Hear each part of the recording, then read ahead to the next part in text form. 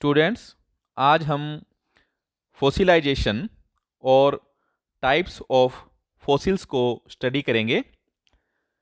अर्थ पर जो plant life है वह 1 बिलियन ईयर्स से है और जो पास्ट प्लांट लाइफ होती है उसकी स्टडी को हम पेलियोबोटनी कहते हैं।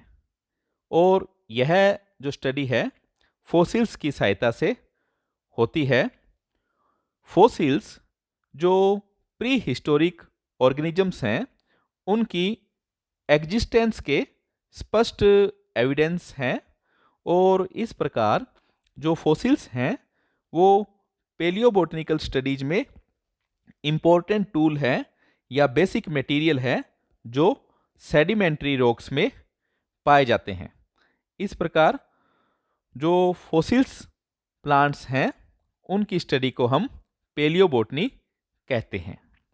फोसिलाइजेशन लिविंग बींग्स या उनके किसी पार्ट का फोसिल्स के रूप में प्रिजर्वेशन के प्रोसेस को हम फोसिलाइजेशन कहते हैं। और जो फोसिलाइजेशन का प्रोसेस है यह एक कंटिन्यूअस प्रोसेस है और फोसिलाइजेशन को एक्सप्लेन करने के लिए प्लांट्स में दो थ्योरीज दी गई है। फर्स्ट थ्योरी है रिप्लेसमेंट थ्योरी। इस थ्योरी के अनुसार जो फोसिलाइजेशन है वह प्लांट्स में जो ओरिजिनल सब्सटेंस हैं इनके मॉलिक्यूल का सोइल सॉल्यूशन में प्रेजेंट मिनरल्स द्वारा 1 बाय 1 रिप्लेसमेंट होने के कारण होता है। और प्लांट बॉडी में जो ऑर्गेनिक सब्सटेंस प्रेजेंट हैं उनका रिप्लेसमेंट हाइड्रोलाइसिस के कारण होता है। अर्थात इस थ्योरी के अनुसार जो प्लांट में जो ओरिजिनल सब्सटेंस के मॉलिक्यूल हैं उनका एक एक करके मिनरल्स के द्वारा रिप्लेसमेंट हो जाता है और बहुत से फोसिल्स को इस प्रकार के रिपोर्ट किया गया है। सेकंड थ्योरी है इनफिल्ट्रेशन थ्योरी। इस थ्योरी के अनुसार जो फोसिलाइजेशन है वह सेल वाल से अंदर की तरफ सेल्स के अंदर की तरफ मिनरल्स के प्रवेश करने और वहां प्रेसिपिटेशन होने के कारण होता है। जब प्लांट बॉडी दब जाती है तो उसका पार्शियल डिसइंटीग्रेशन हो जाता है और उससे फ्री कार्बन रिलीज होता है और यह फ्री कार्बन जो सेल में मिनरल्स प्रवेश करते हैं उनके साथ कार्बोनेट बनाते हैं। इनफिल्ट्रेशन द्वारा जो फोसिलाइजेशन है वह सेल में ऑर्गेनिक सब्सटेंस के डिसइंटीग्रेशन पर डिपेंड करता है। अर्थात इस थ्योरी के अनुसार जो मिनरल्स हैं वो सेल वाल से होते हुए सेल के अंदर प्रवेश करते हैं और वहां पर प्रेसिपिटेशन द्वारा फोसिल्स का निर्माण करते हैं। तो इस प्रकार फोसिलाइजेशन को समझाने की दो थ्योरीज हैं। रिप्लेसमेंट थ्योरी जो फर्स्ट थ्योरी है, सेकंड थ्योरी इनफिल्ट्रेशन थ्योरी है। फोसिलाइजेशन का जो प्रोसेस है वो बहुत सारे फैक्टर्स के द्वारा प्रभावित होता है कि प्लांट मटेरियल की नेचर कैसी है, यह थिन है, डेलिकेट है या हार्ड है।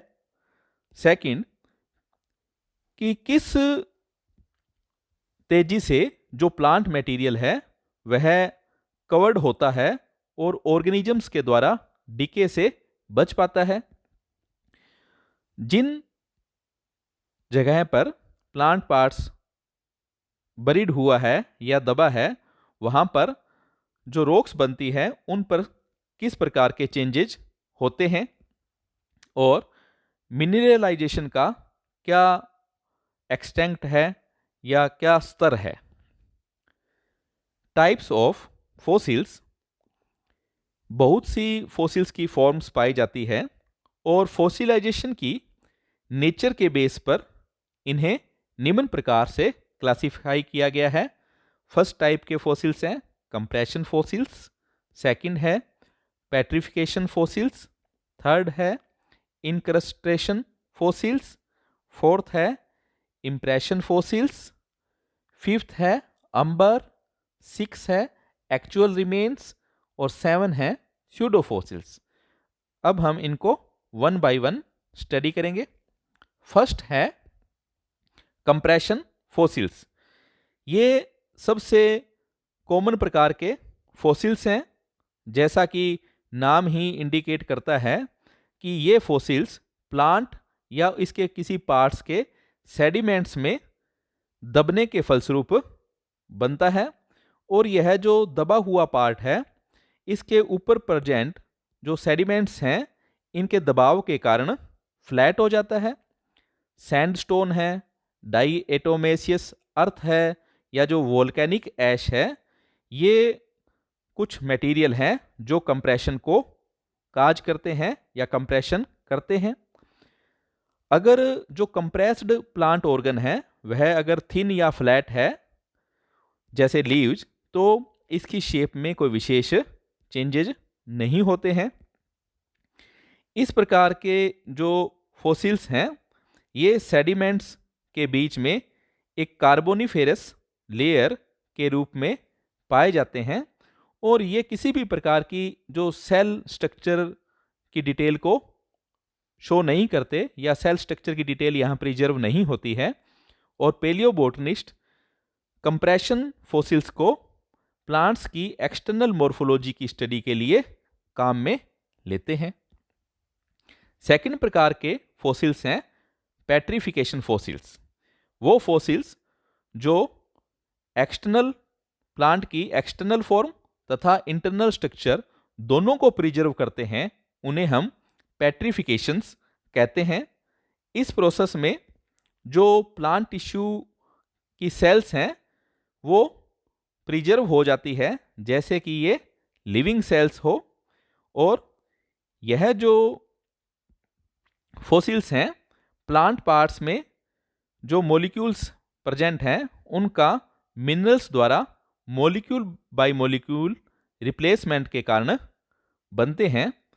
और पेट्रिफिकेशन के लिए जो प्लांट में ऑर्गेनिक पार्ट है वह मिनरलाइजेशन के दौरान अपक्षय से या डिके से उसको प्रोटेक्शन होनी चाहिए, और यह प्रोटेक्शन जो है पास्ट में या तो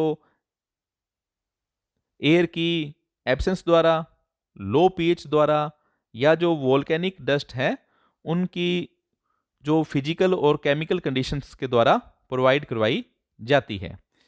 इन फॉसिल्स में कभी कभी जो लिविंग प्लांट मटेरियल जैसे सेलुलोज, लिग्निन इत्यादि को भी रिपोर्ट किया जाता है। पेट्रिफिकेशंस जो फॉसिल्स हैं रेयर मिलते हैं, लेकिन स्ट्रक्चरल डिटेल की स्टडी के लिए सबसे सूटेबल होते हैं।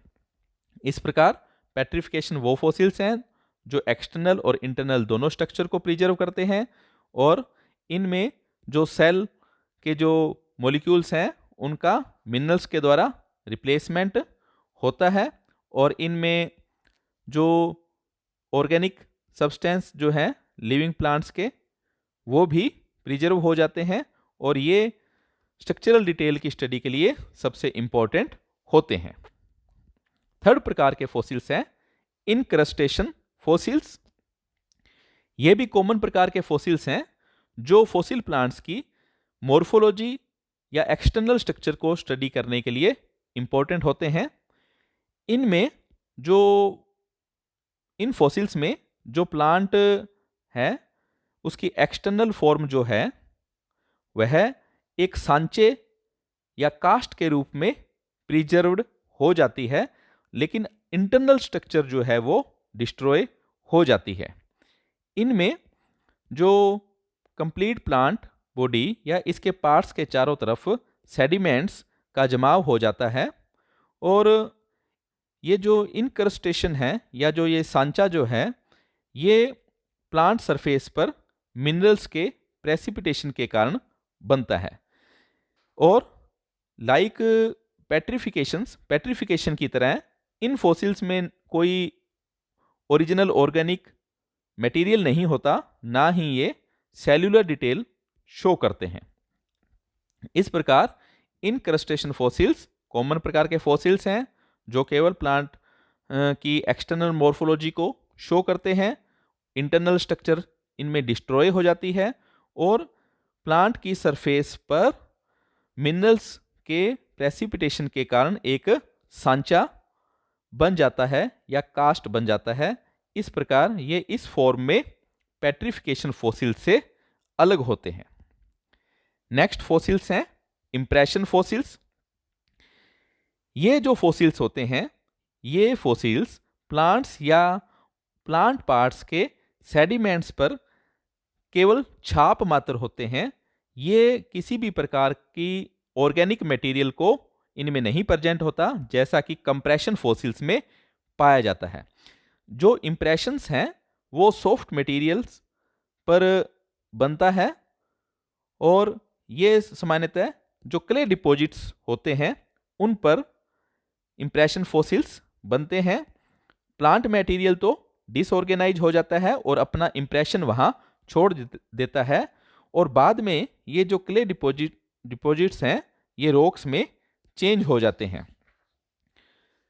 कई बार जो इंप्रेशन फॉसिल्स में जो वेनेशन पैटर्न है यह स्पष्ट देखने को मिल जाता है और ये फॉसिल्स भी जो प्लांट पार्ट्स हैं जैसे स्टेम, लीफ, फ्लावर, इनके एक्सटर्नल फीचर्स की स्टडी के लिए यूजफुल होता है। नेक्स्ट फॉसिल है अंबर। ये जो फॉसिल्स हैं, यह फॉसिल्स जो जिम्नोस्पर्म प्लांट्स हैं और जिम्नोस्पर्म में भी जो फॉसिल कोनिफेरस ट्री है, इनसे एक फॉसिलाइज्ड रेजिन निकलता है और यह रेजिन जब सॉइल सरफेस पर आता है तो हार्ड हो जाता है और ये इस रेजिन में सॉइल सरफेस पर प्रेजेंट बहुत सारे जो स्मॉल प्लांट्स होते हैं, एनिमल्स हैं, वो प्रिजर्व्ड हो जाते हैं। इसलिए अंबर को भी फॉसिल का ही एक टाइप कंसीडर किया जाता है। इस प्रकार अंबर एक कोनिफेरस, जो फॉसिल्स कोनिफेरस प्लांट्स हैं उनका रेजिन है जो सॉइल सरफेस पर एक्यूमुलेट या संग्रहित होता है और बाद में हार्ड होता है और इसमें प्लांट्स भी या एनिमल्स भी प्रिजर्व हो जाते हैं। इसलिए इसे भी एक फॉसिल का टाइप कंसीडर किया जाता है। नेक्स्ट फॉसिल्स हैं एक्चुअल रिमेन्स। ये इस प्रकार के जो प्लांट फॉसिल्स होते हैं अधिक पुराने नहीं होते हैं। इनका कंप्लीट डीकम्पोजिशन जो है वो नहीं हो पाता है लो टेम्परेचर के कारण या एयर की एब्सेंस के कारण, और मटेरियल्स जैसे क्यूटिकल है या स्पोर वाल है वो नेचुरल डीकम्पोजिशन के प्रति रेजिस्टेंस शो करती है, इसलिए वह इस फॉर्म में प्रिजर्व्ड हो जाती है। लास्ट है स्यूडोफॉसिल्स। कभी कभी जो रॉक्स हैं वो इस प्रकार की शेप ले लेती है अपने फॉर्मेशन के दौरान कि उनसे हमें प्लांट या एनिमल का इल्यूजन मिलता है या आभास होता है, और लेकिन डिटेल स्टडी से पता लगता है कि ये जो पार्ट है यह प्लांट्स या एनिमल्स नहीं है बल्कि ये मिनरल डिपोजिशन ही हैं जिन्हें गलती से एनिमल या प्लांट पार्ट समझ लिया गया है। इस प्रकार के जो स्पेसिमेन होते हैं उन्हें हम स्यूडोफॉसिल्स कहते हैं।